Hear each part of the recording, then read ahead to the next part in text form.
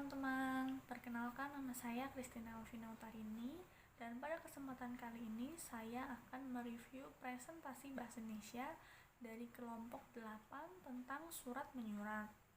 Nah, sebelumnya surat itu adalah sarana komunikasi yang digunakan untuk menyampaikan informasi secara tertulis dari satu pihak ke pihak lainnya dengan tujuan memberitahukan maksud pesan dari pengirim surat tersebut.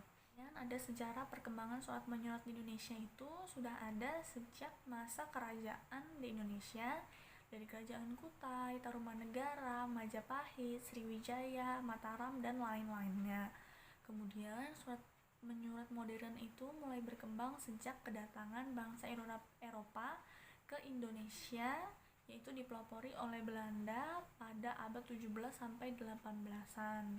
Nah, kemudian bangsa Belanda pun mulai mengikuti jejak Inggris dengan membuat perangko bergambar Raja Willem III pada tahun 1852.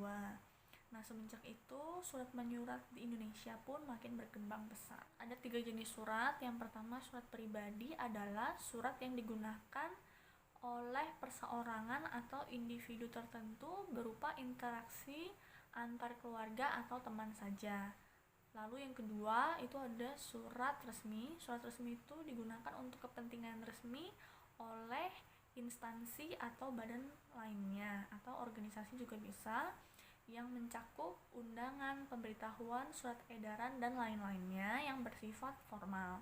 Lalu yang ketiga itu ada surat niaga. Itu tuh digunakan oleh badan usaha atau instansi untuk kepentingan usaha niaga seperti industri dan jasa.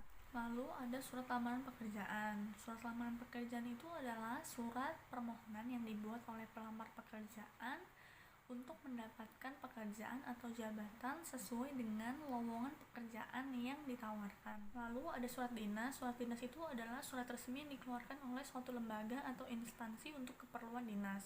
Kemudian tujuan dari surat dinas itu adalah untuk keperluan menyampaikan pemberitahuan, izin, pengumuman penugasan, dan lain-lain kepada staf, lembaga, atau instansi yang terkait. Kemudian ada fungsi dan kegunaan surat dinas. Itu yang pertama adalah sebagai pedoman kerja, contohnya surat izin. Yang kedua, sebagai alat pengingat yang baik bagi penerima atau pengirim surat tersebut. Yang ketiga itu sebagai bukti perubahan dan perkembangan suatu lembaga atau instansi. Yang keempat itu sebagai bukti adanya otentik, contohnya itu adalah surat perjanjian. Kemudian ada ciri-ciri surat dinas. Yang pertama, ciri-cirinya itu tuh terdapat kop surat disertai dengan nama lembaga atau instansi di bagian kepala surat.